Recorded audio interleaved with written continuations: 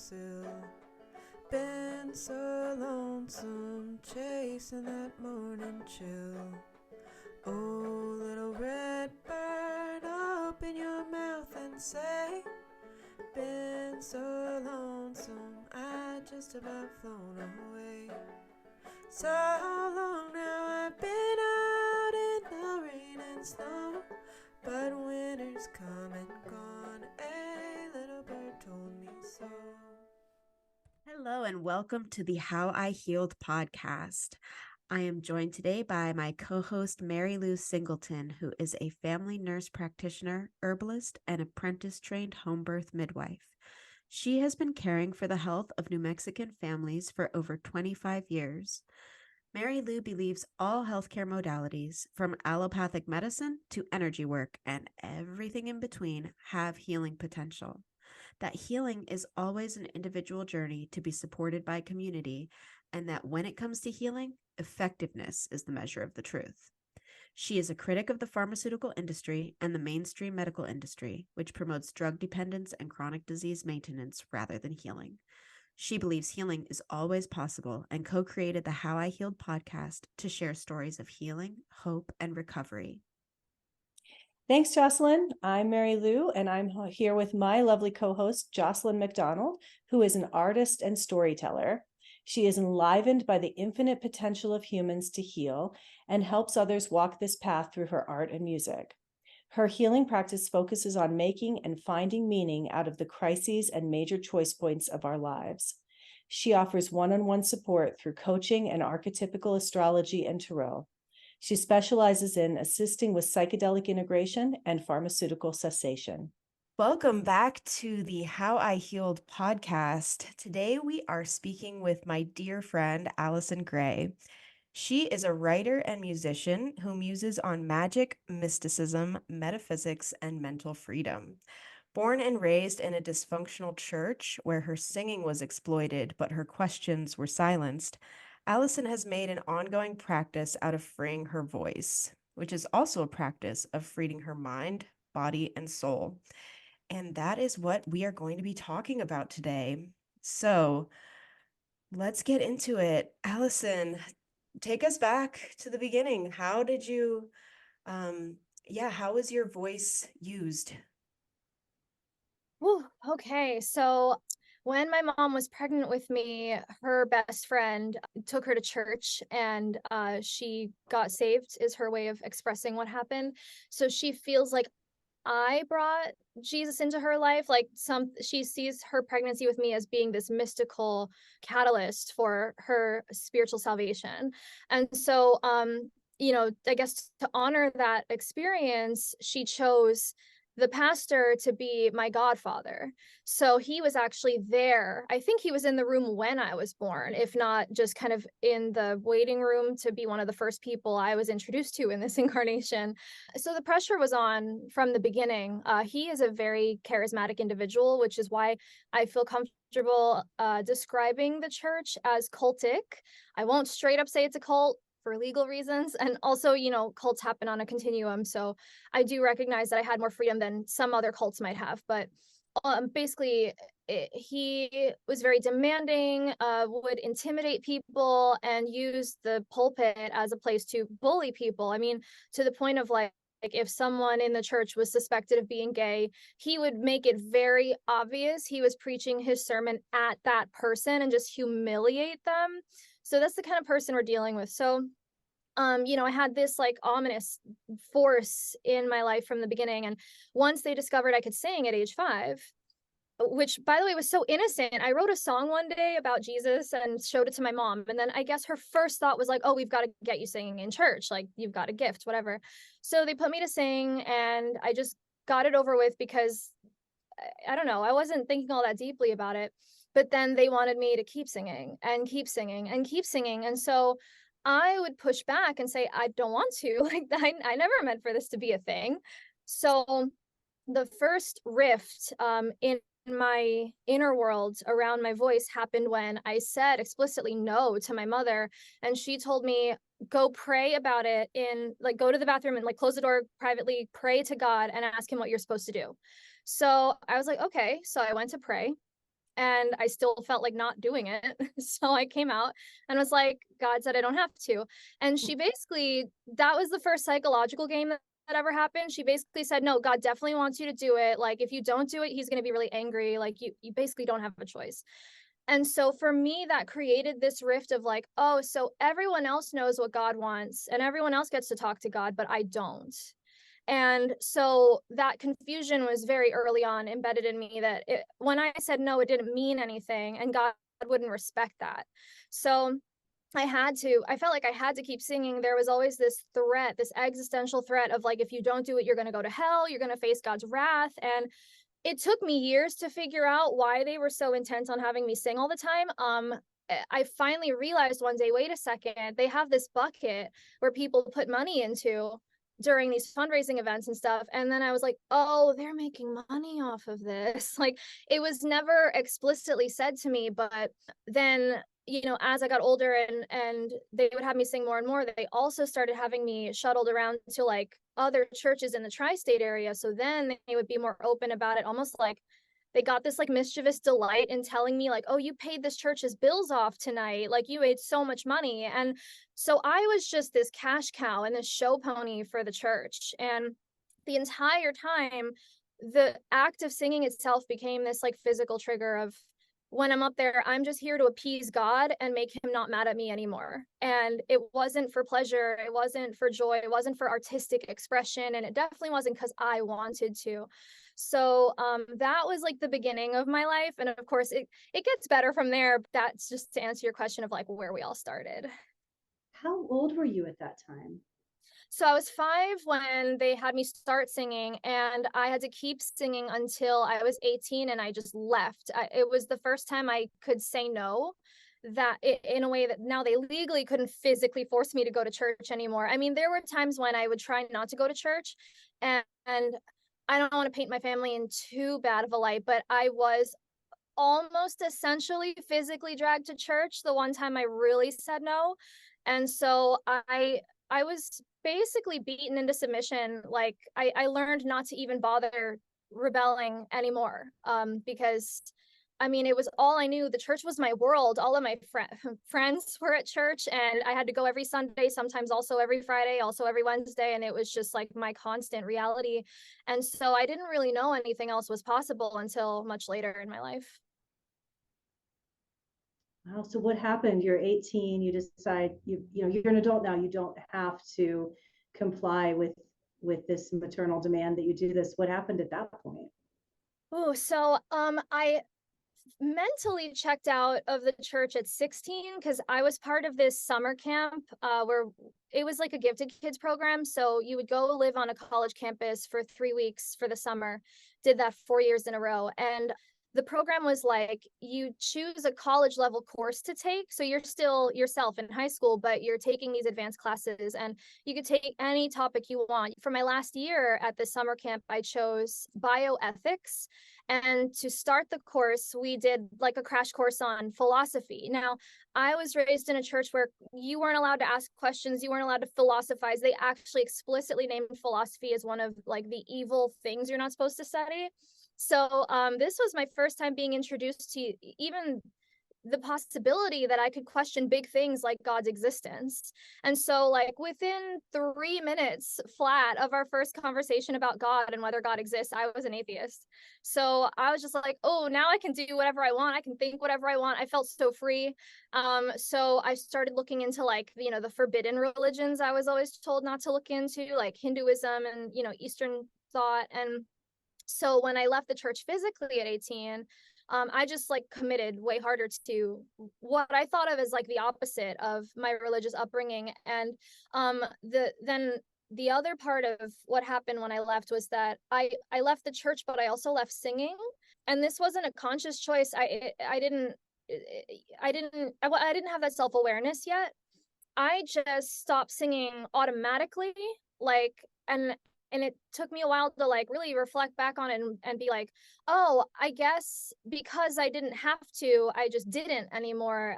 But the downside of like saying no for the first time in your life is that it can feel so indulgent to finally be able to set a boundary, that you just keep saying no and no and no and no. And then the next thing I knew, it was like over a decade since I sang on stage. And so I never gave myself the chance to see what singing could feel like when it's on my terms.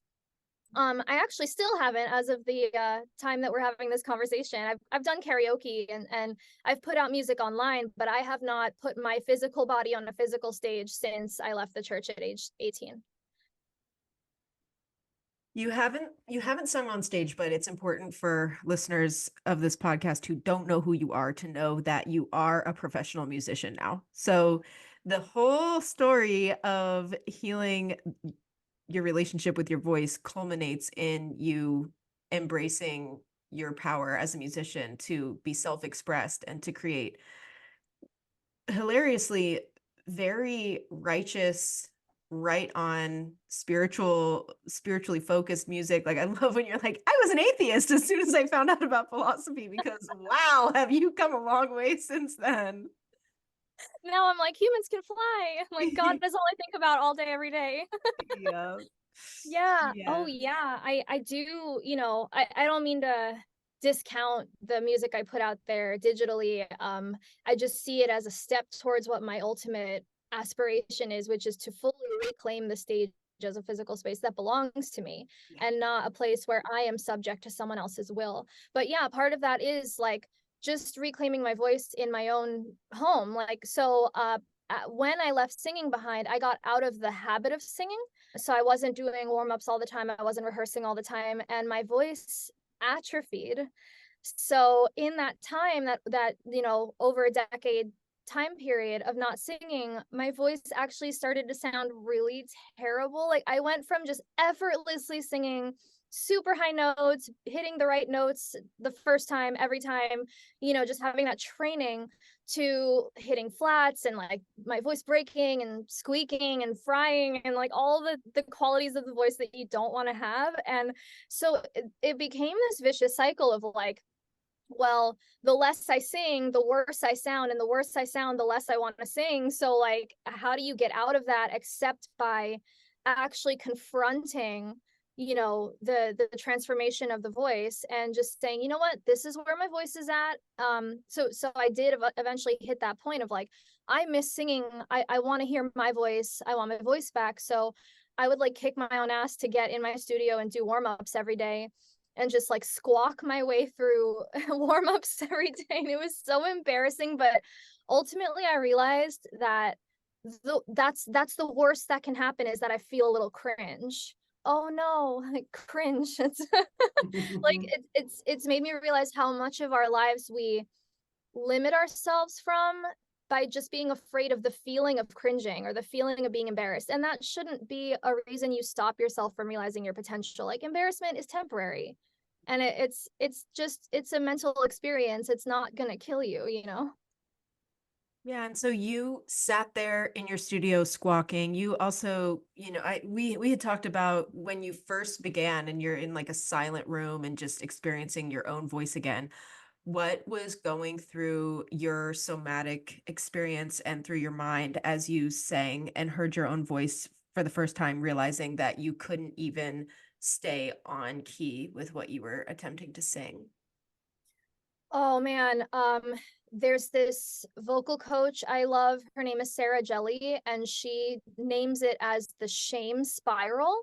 So like, a lot of singers, because perfectionism tends to go hand in hand with like professional arts endeavors, a lot of singers will have a moment, just a moment, where maybe they hit a flat note or maybe they break a little bit, and that moment like triggers this full body experience of shame that's like, oh my God, now my hands are shaking, now my throat is tightening up, now my chest is tightening up, and now like, and it's again another vicious cycle of like, well, the more you tense up, the worse your voice is going to sound. You have to actually allow the ugly sounds to come out and not judge them. And so there is it truly is a spiritual practice to free the voice. It's you could think of it in purely physical terms as like, okay, well, if I open my soft palate and I breathe from my diaphragm, everything should be fine, right? But there's the emotional element, and that's what makes it an art form. it involves the soul and the development of the soul. So if your soul expresses some area of tension, or you're constricting yourself and limiting yourself, your job as the artist and just as a spiritual seeker is to just like hear that for what it is, like hear the tension and hear the pain in your body that's expressing itself and wanting to be let go of, and meet it with compassion. And that it was only when I started meeting my own atrophied voice with compassion that I started singing effortlessly again. And it's taught me that like the part of me that grew up being trained to sing to entertain people got this erroneous idea in my head that my voice only existed to sound pretty and to make money. But I am learning a version of my voice that exists to tell the truth. And sometimes the truth is ugly. Oh, oh, oh. I love it so much. Wow, that's so beautiful. Oh, wow. If you would, I would love it if you tell us about the process of going from being an atheist to being a spiritual seeker who thinks about God all the time. Oh, okay. Well, the atheism, like hardcore atheism, lasted only like a year before I really deep dived into like Eastern mysticism. But I, for the longest time, thought of Eastern thought as like the opposite of Western thought, or the opposite of Christianity. Like I thought of Christianity as this like dead patriarchal religion. It just had nothing for me. And I still feel that way about the institution of the church, for sure.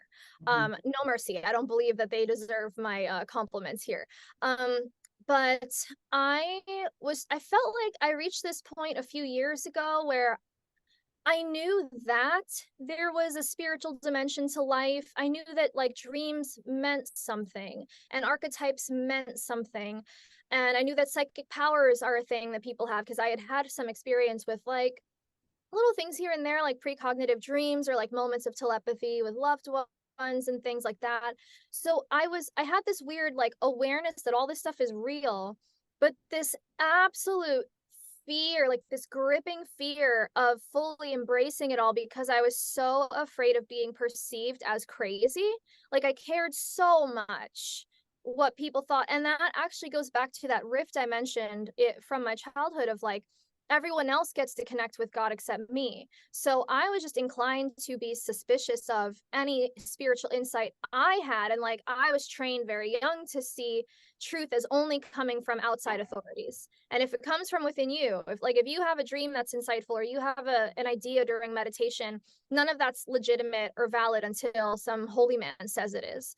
And so once I realized I had that upper limit of like, I'm not allowed to have my own thoughts about God, and I'm not allowed to just be inspired and just be amazed on my own terms. It has to be through the filter given to me by the church.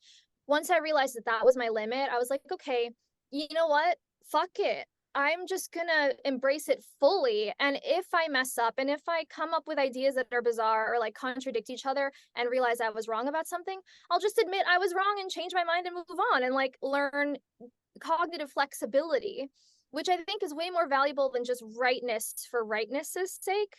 And so that, once I fully opened the floodgates to just let all the like mysticism come through me, I feel like I just had this huge shift of like, now I don't care if people think I'm crazy. Like, I know what's true. I know humans can fly. I know we have psychic abilities. I know this and that. And yeah, so and then I eventually there's my lucid dreaming app notification. I don't know if you heard it, but whenever it goes off, I think I told you, Jocelyn, once that like whenever it goes off, I feel like whatever I was saying at that moment is really important. So I'll try to remember what I just said. But yeah, I eventually actually even came back around to Christianity and realizing that there was such a beauty in like the message of Jesus in the Gospels that the church just gets so wrong and perverts so badly. And like I even take it to the point of feeling that Jesus was an immortalist, that he was trying to teach people how to live forever in the flesh, not in the afterlife. And so again, these are like ideas that I could not have arrived at was if I was still living like under the tyranny of the oppressive church and like my pastor and stuff like that.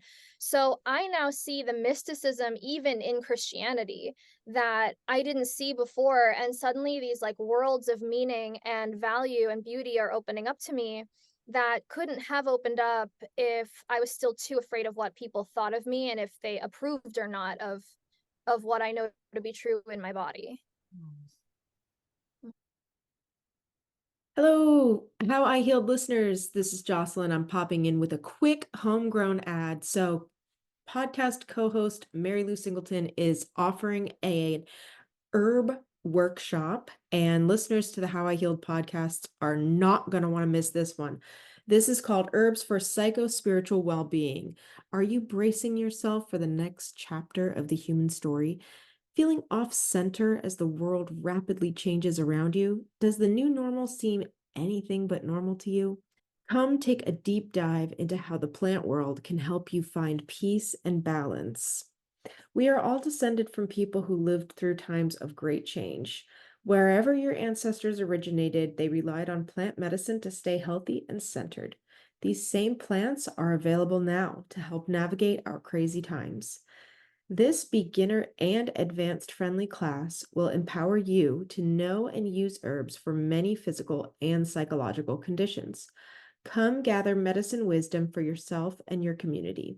Taught by Mary Lou Singleton, herbalist, midwife, and family nurse practitioner, Mary Lou has been studying and practicing herbalism for over 30 years. To sign up for this course or to book an appointment with Mary Lou, please visit enchantedfamilymedicine.com. And you can also find that link right on our Substack or in the show notes wherever you are streaming this podcast. Thanks, and let's get back to the show. As you're speaking, I'm just thinking about the perfection of everything about your story and how it relates to your birth chart. Of course, I'm very familiar with your birth chart, being you're one of my close friends, and so I'm just hearing in your story the tight conjunction of Neptune and Uranus opposing Mercury, the voice. And so the archetype here is that your freedom and your connection to the spiritual, the Godhead, is in opposition, is in a fight with your voice. And this, early life fight leads to eventually learning to work with these energies in such harmony that the idealization of the voice, Neptune is the ideal, Mercury is the voice, leads to your own personal freedom, Uranus. And so I'm just thinking about like the divine perfection of the signature that you carry. And I want you to tell the story of your song Prey Animal, because I think that it is such a it just really encapsulates this journey from the spirit to like accessing your birthright as a singer, as a musician. Okay, where do I start? God has a plan for you, and it's for you to be a divine musician. That's what I'm trying to say. I feel that. And the thing is, I have always known that, and it was terrifying because and I've known that on my own intuitive level, not just because the church like set me up to think my whole purpose was to sing. Because to be totally fair here to the church congregation I grew up in, there were the people operating on my voice and making money from it, but then there were just the innocent members of the church who had nothing to do, like they weren't the ones forcing me to sing, they were just kind of congregation, like they were members of the congregation. So there were elders in the church who had the gift of prophecy and foresight into the future and things like that, and they would prophesy over me that they saw me traveling the world with my singing voice and saving souls and healing people with my voice. And they would like it was so dramatic, they would like put their hands on my head and pray that into me and stuff, and I'm like, 6, 7. And when you're that young, how do you make sense of that? Like, how do you accept destiny being prophesied over you by these elders? Like, that's a lot. That's a heavy responsibility. So I just never knew what to do with that knowledge. And there were other experiences. Like, we had a guest pastor come in once, so he didn't know any of us. And in the middle of his sermon, he stopped, he like caught eyes with me and then stopped what he was saying and just stared right at me. And I remember thinking he had the most striking eyes, like I knew he could see things. And he like interrupted his own sermon to say, there are children here with callings on their lives and with profound destinies. And like, I was sitting there like, oh my God, like what do I do with this? Right. So, fast forward, left the church at 18, tried to leave all of that behind too, like the knowing that I'm here for something, because it was too much. And so I was in Seattle, I think at this point 4 years ago. Wow, how time flies. And I was going through the worst breakup of my life ever. And I was like desperately trying to like pick my life back up, do things I love, like astrology and, really diving into mysticism. But something wasn't clicking. It was like, okay, I'm doing all the things. I'm having all the forbidden thoughts. I'm free to think whatever I want. So why doesn't this feel good yet? Like, I still feel so unfulfilled. And then this like light broke through. And it was this huge epiphany that like, you're supposed to be singing and you're not doing it. And you wonder why you don't feel alive. And like, this horror gripped me of like, oh my God, I have been given this gift of life and I'm not living it the way that I know I'm supposed to be. And when I say I fell to my knees, I'm not exaggerating. It happened automatically. Like my body just responded by surrendering fully, and I fell to my knees and I started praying so hard. And I had never, ever freely approached God like this before, because I thought I had given up on God. I thought I had like thrown God away. Like, God is meaningless. God means nothing to me. But I started praying to whatever God is. And I was like, hey, I need a second chance. I fucked up. I did not know I could fuck up this badly, but I am so far from what I know I'm supposed to be in this life. And I don't know how to even begin getting back on the right path. I need help. Like, I need your help.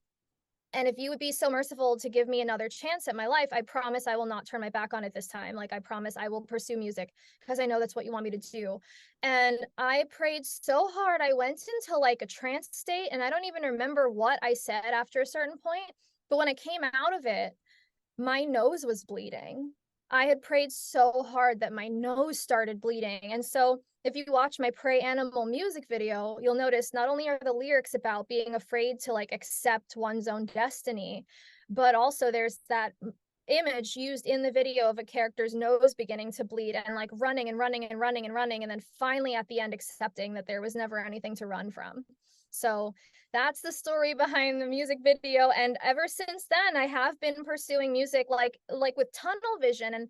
And that's part of why I think I always ran from it, because now that I'm in it and I know viscerally how much it takes to do music full time, like, and not just in a business sense, but spiritually, it asks so much of me, so much rapid, deep healing. And I don't even get sleep sometimes. Like, I'll be going to sleep and like a melody will come to me, and I cannot go to sleep until I go to my studio and record the melody so I don't lose it, and then go back upstairs and go to sleep. And it's like it's intensive and it's like relentless, the way that inspiration is always trying to come through me as this like channel of what I think of as God's art. I feel like I'm just the messenger of it, that it's not even really mine. And now that I know physically how much it takes out of me, or not takes out of, but you know what I mean, asks of me, I can see why I think on some level I was always afraid of this, because it's not for the faint of heart at all. Like to be a real artist in the sense that you're alchemizing your subconscious and bringing all of that stuff into the light of consciousness, that's the great work. That's the magic element of art. And so I'm on this like magical path of making music, that it's more than just putting melodies and rhythms together. It's putting my soul back together, you know. I love your reactions to things. I love your facial expressions. I want to talk about ways in which this long-term event, healing your relationship with God and healing your relationship with your voice has required you or has facilitated the healing of your throat chakra in general in other situations? Because I see the connection between opening your self-expression through music and becoming more honestly expressed in general. I mean, you really nailed it when you said that you are now in service to the expression of truth with a capital T. Like, of course you are Jupiterian. But tell us more. So okay, if you don't mind repeating your question, like, Yeah, the question, I'll distill it down more directly, and that is just that talk to us about other ways that the process of healing your voice has healed your throat chakra in general. well, I have definitely experienced a transfiguration of the part of myself that wants to be compartmentalized. Like, so a big part of what stopped me from embracing mysticism, like I said earlier, was that fear of being perceived as crazy. So I would like secretly have spiritual thoughts, and I'd secretly record my dreams and like think about archetypes and like, you know, all the spiritual woo-woo stuff. And then over here in my public life, I'd be a totally, you would never, ever, ever know that I was into this stuff like hardcore. So there was this huge divide in my psyche of like the acceptable side of me that I show to people and the side of me I hide because I'm ashamed and afraid and all of that.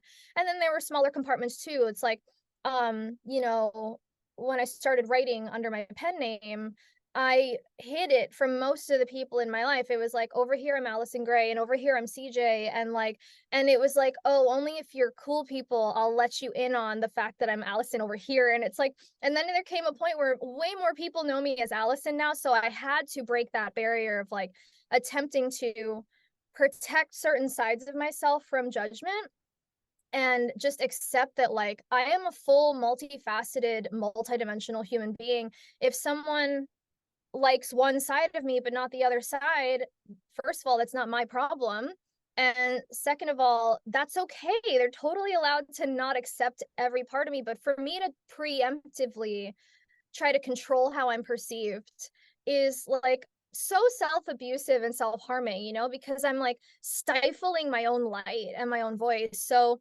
I have gotten to this point where like now everyone in my life knows I'm a writer, I'm a musician. I don't really hide parts of myself the way I used to, like automatically. And then I've also generally gotten better at just like speaking up for myself, because a big part of my life was just feeling like I was everyone's punching bag. And yeah, like I grew up in not the greatest of family situations. So I felt like I was just the outlet for everyone's aggression and just like discomfort and unresolved, unprocessed shit. And I used to be so okay with being put down, like I expected it. And so part of that even included like a really self-deprecating sense of humor. Like I used to just assume everyone wanted to say awful shit about me, so I would like beat them to it, you know what I mean, like like with jokes of my own.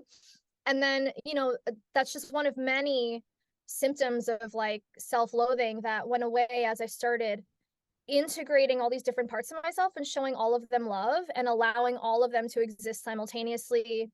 It doesn't feel contradictory anymore. It just feels nuanced. Like, yeah, sometimes I am super spiritual and woo-woo, and other times I'm a raging bitch, and I don't see a contradiction between those two anymore. I'm just so, you know, like everyone, multifaceted. So yeah, as for like how the freeing of my voice has affected just throat chakra related things in my life in general, I would just say I definitely speak up for myself now. Like if someone's disrespecting me, I just call them on the spot. Like, why are you talking to me that way? Like, where did you get the idea you could talk to me that way? And then to put people on the spot in the moment that they're talking down to you, to watch the just embarrassment on their face that they didn't even realize they were doing it, I find that so gratifying. It's like, yeah, like become aware of this subconscious pattern. I want to hear your thought process. I want to see you become aware of this shadow of like wanting to dominate people. And it's not my problem if someone is insecure around me and wants to try to bring me down to like level the playing field, so to speak. Like, no, I'm going to shine as hard as I want to.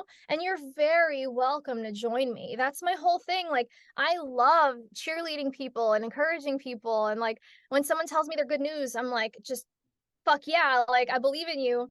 And now my social circle is full of people like that, where we all are like supporting each other constantly. And it's so sincere because we can hold space for the totality of each other.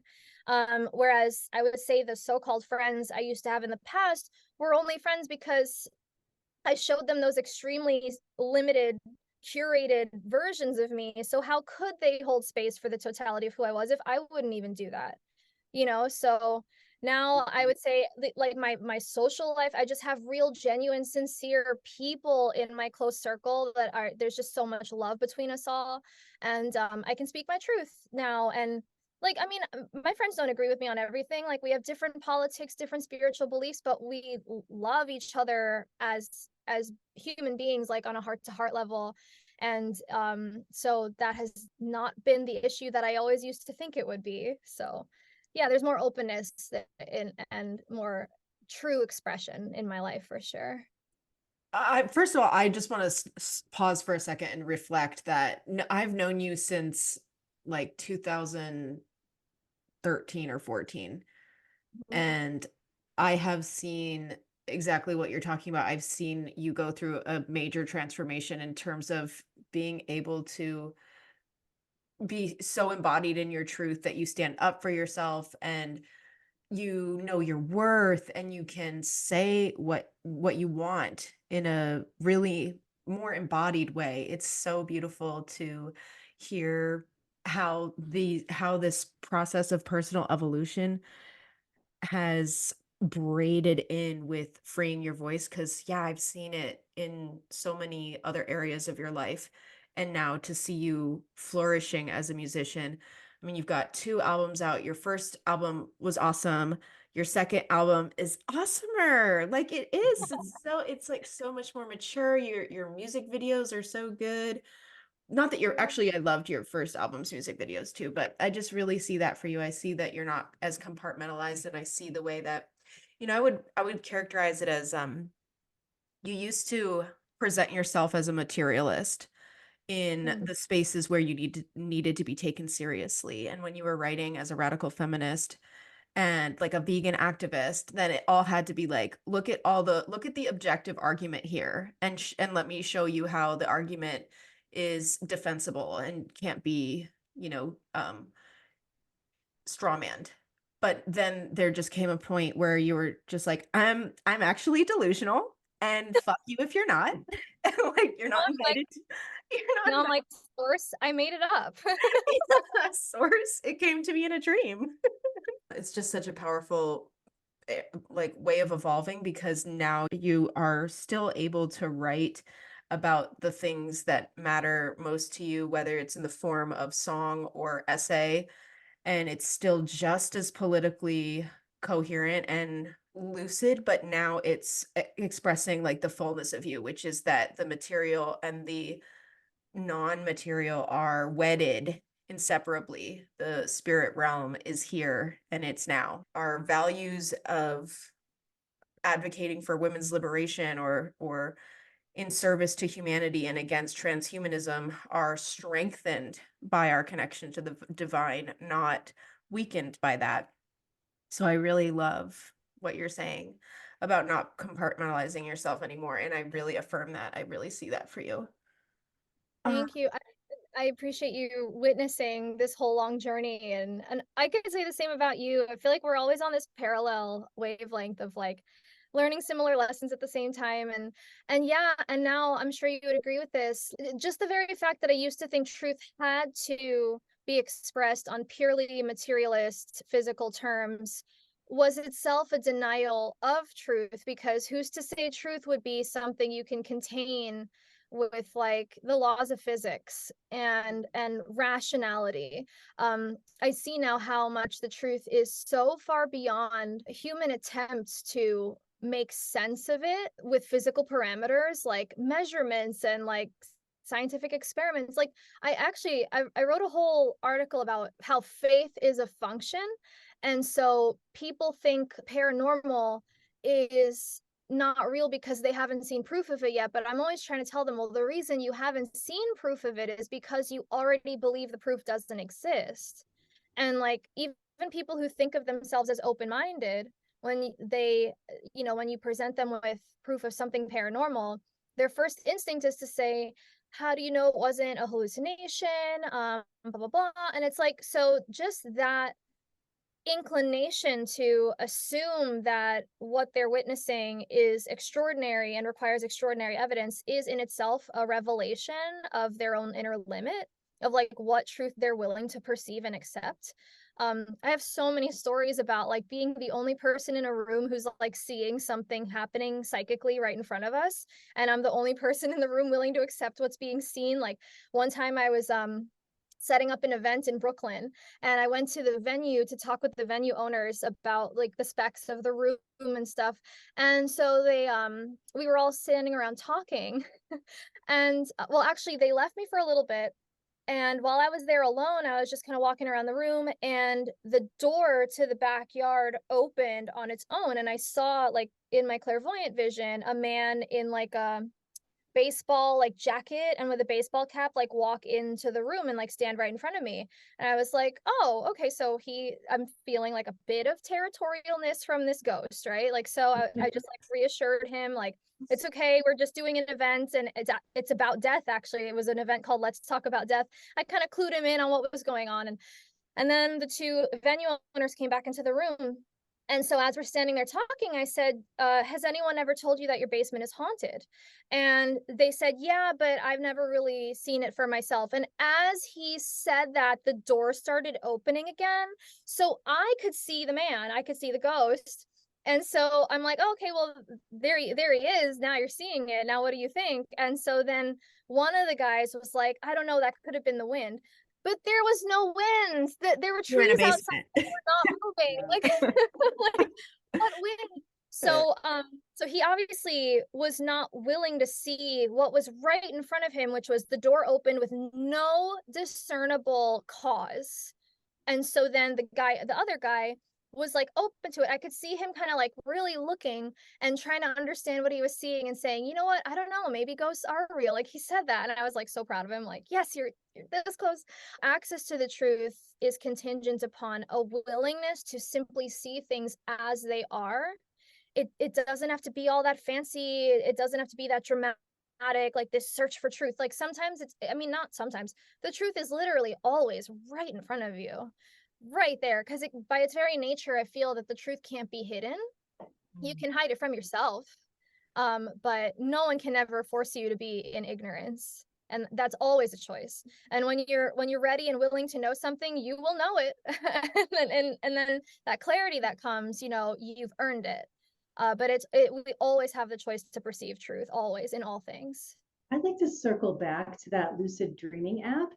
Oh, yeah. Because I noticed right when it went off that you had been talking about humans can fly.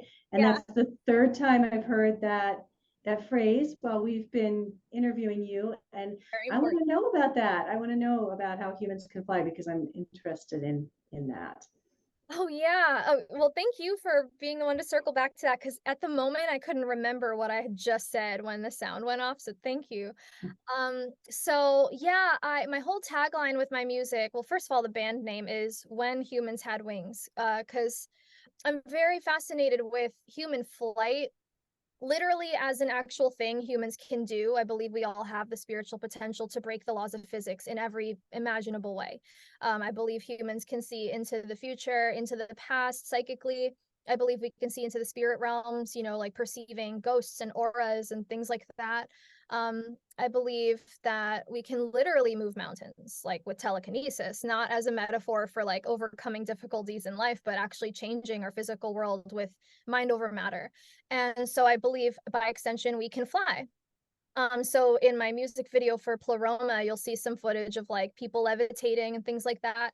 I adore the process of realizing spiritual potential, and to know that like I see flight, like human flight, as the ultimate metaphor and literal manifestation of freedom, because it's when you become so free that even the laws of physics can't bind you. Like, you no longer participate in this sense that you're bound to some imaginary rules that scientists made up about how the universe works, right? And so it's like a total fuck you to all the authorities we've ever been taught to submit to all our lives. And so yeah, flight is just so beautiful to me. I love to ponder flight a lot. And I wouldn't say I'm personally like seriously pursuing flight for flight's sake. I just see myself as pursuing freedom. And if I one day end up being able to physically fly as a result of that, cool. But I just want to be free, whatever that means. And so my main focus on freedom has been involving my voice and the freeing of expression of truth. And so but yeah, the humans can fly thing. I keep reminding people, like, you're so free, you can even choose not to believe in your own highest potential.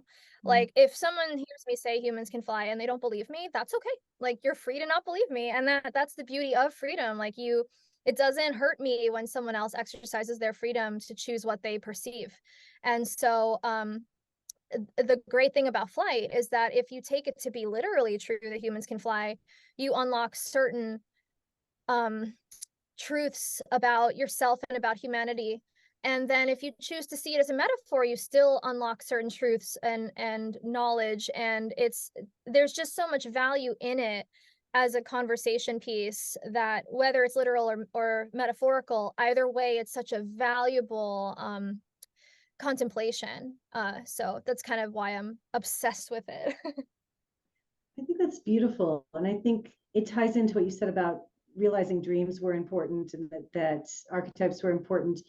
And I can't help but think about what I know about lucid dreaming is that when people are trying to lucid dream, most people say what they're trying to do is fly. Like, that's the number one goal of lucid dreaming. If you do a survey of 100 people trying to practice that, and many of us fly in our dreams as children really frequently, and then lose the ability to even fly in our dreams.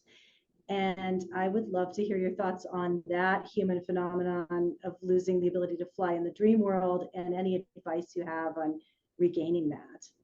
Oh, I love that you made that connection. Yeah, because I do think flight and just the knowledge that we have certain spiritual capabilities is something that all children know instinctually is part of us.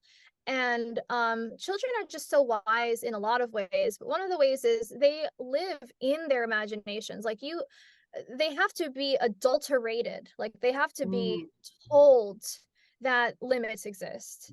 And it's so weird to them. Like, if you see a child responding to, like, a child will just like fully embrace the role playing of like Batman, right?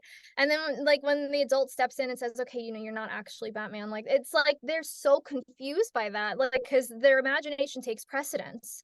And I have always secretly thought to myself, well, not so secretly, I have this like little theory that I'll never be able to test, because I don't think there's an ethical way to test this, but I just choose to believe that if a child was allowed to keep that imagination until they hit puberty, and I see puberty as the age at which you gain your creative manifestation powers, because you become sexually initiated, and sexual power is creative power.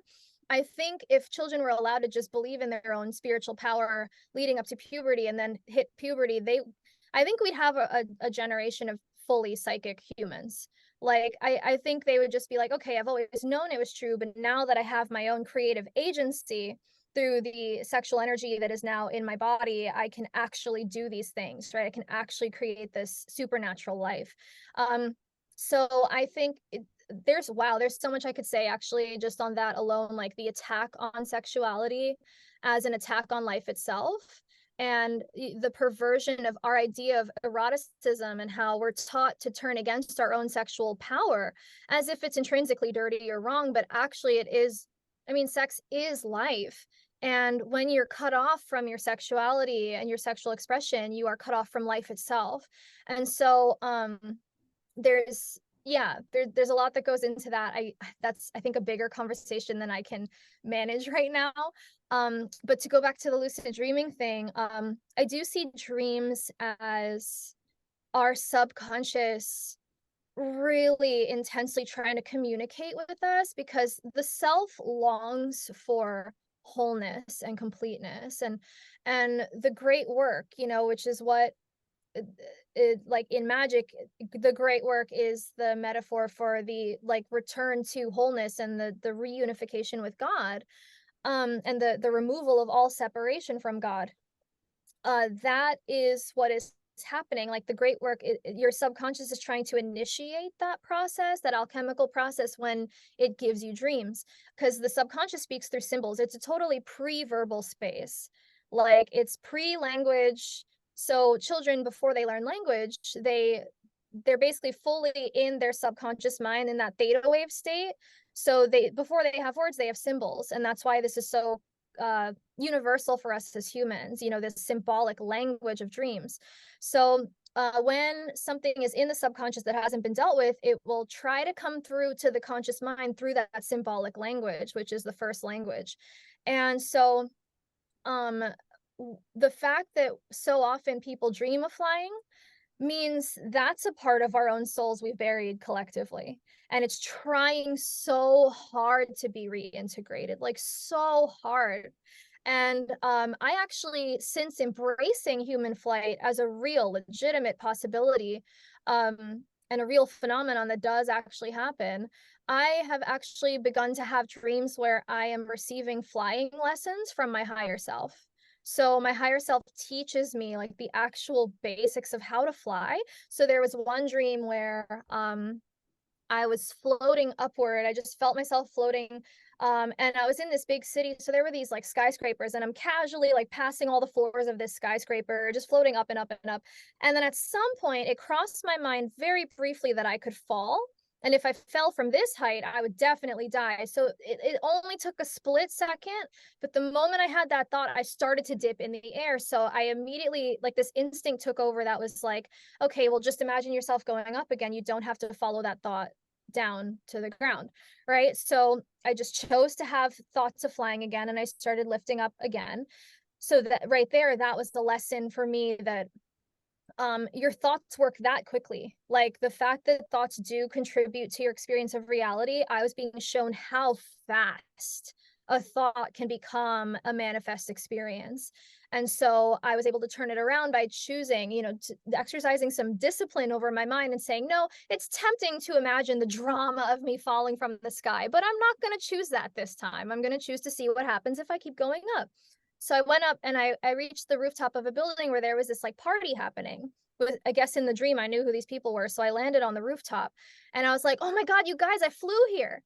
And then one of the guys like kind of looked at me, it's sort of like off the cuff, was like, oh, okay, cool. And then he went back to his conversation. And I was like, guys, no, I flew here. And I think in the dream, I was thinking, does he think I just mean I took a plane, or like I used a jetpack or something? Why is he not reacting with amazement right now? Because this is the coolest thing I've ever done.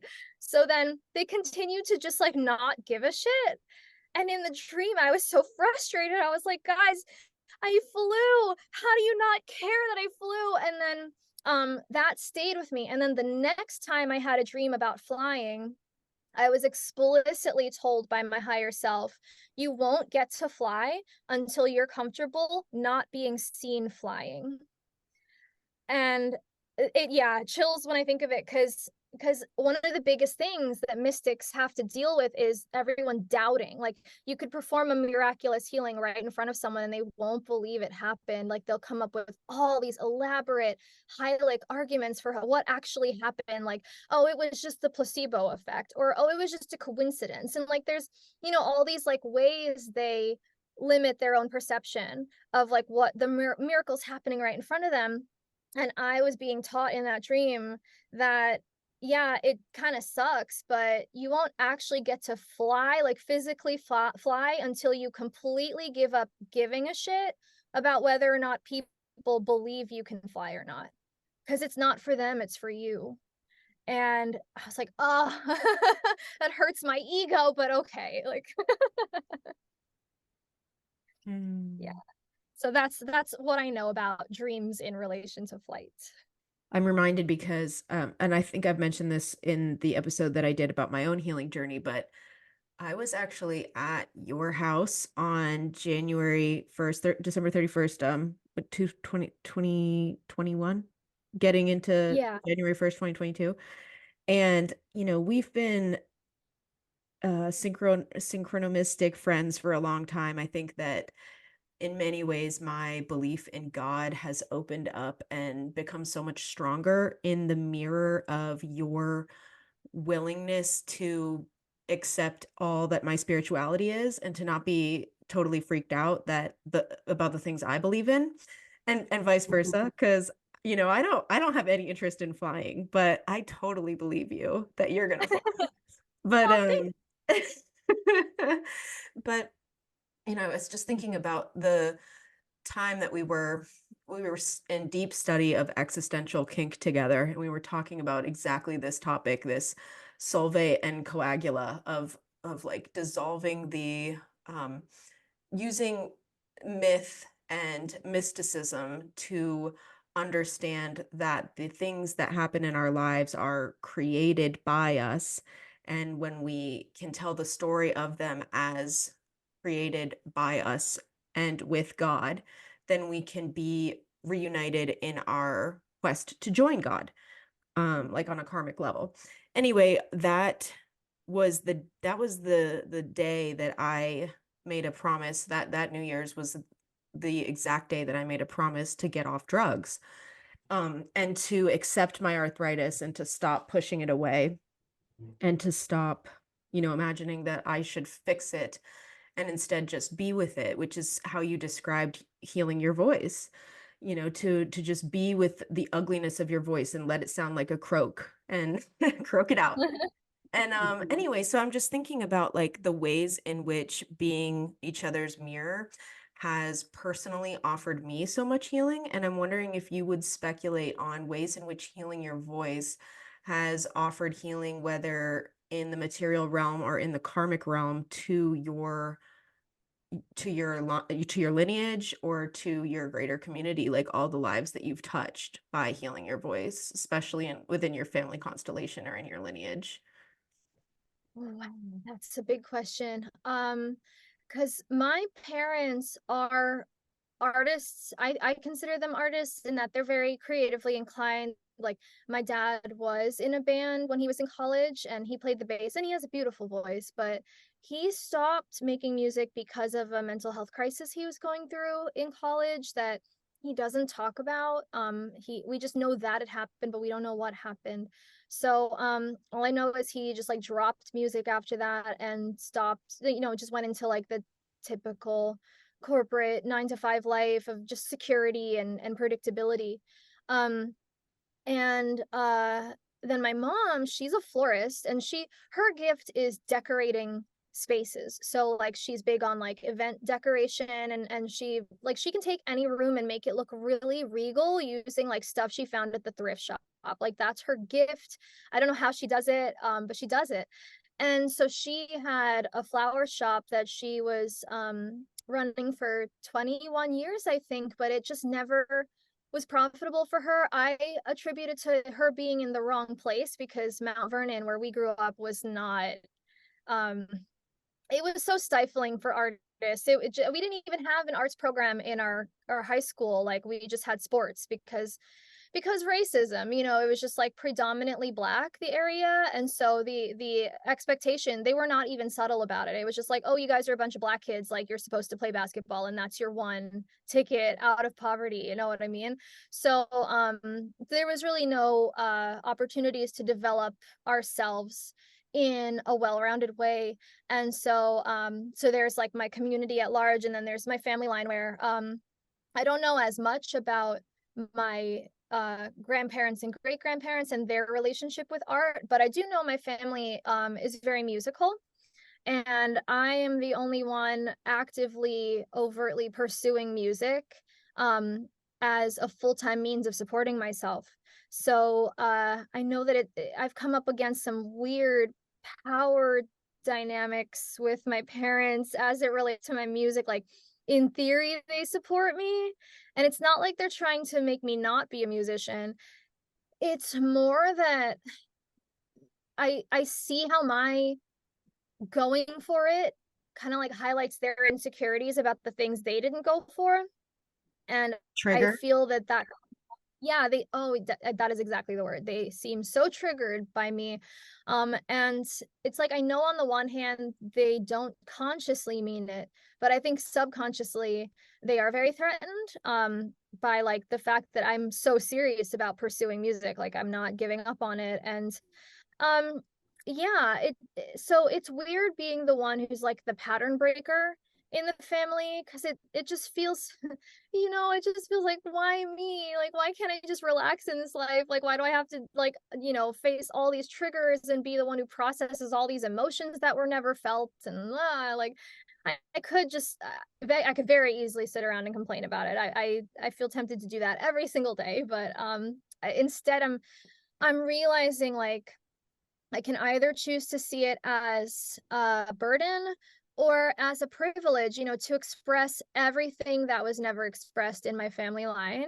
Like all the art in my whole ancestry, like, oh my God, I can only begin to imagine the genius that just never found its channel until now. And believe it or not, it was Alex Jones who said this. Like, he said it this way and it stayed with me. He said, you are the dream of your ancestors. And I think that's so beautiful. Like you literally are the incarnation of their hope for the future. And the fact that maybe they didn't realize their dreams while they were incarnated, but they had children, which means on some level they still knew there was unfinished business. They still knew there was more here, and that more deserved to be realized and experienced. And so it's a gift to even be alive, to have been born at all. So yeah, it's the facing of family limits it's been so hard. Like I'm the only double water sign in my extended family. Everyone's like fire and air, and I'm just the one crybaby who like feels everything. I have to feel for everyone, and it's so annoying.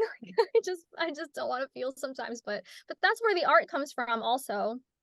So I guess it's like what is the phrase I'm looking for? Like you give a little, or you know what I'm saying? Like it's like it comes with the territory. Like I can't have this art unless I'm willing to feel. And so yeah, I have to feel all of it, not just the good stuff, sometimes the bad stuff. Yeah, you are really watery, but let's not forget that your North Node is conjunct your ascendant in Sagittarius at 1 degree, or oh no, it's 11. You know what? Still, nevertheless, Oh yeah, oh my God, you're yeah. very fiery. If not for the fire, I would have drowned in my own sadness a long time ago. Baby. I keep going out of spite. And now that I'm the one making the music, I find that I won't say people don't try to, but now I'm the one speaking and making the art, and I get to tell my story, and I'm not just a muse. I'm also like, I'm not a muse and I'm not the artist, I'm the art itself. And that has been my Ooh. graduation in consciousness. Yeah, like to realize I am my magnum opus. I'm not just making the art, I'm the one being made through the process of the creation. And it's yeah. That's the healing. That's the That's the healing. healing. Right. It all comes back. Yes, full circle, mandala. Beautiful. Yeah. Oh, it's so delightful to talk to you. After all these years, I just am so thrilled to be, I hope to someday be in an actual share physical space with you and hug you and sit and talk with you and be in the same room. Cool.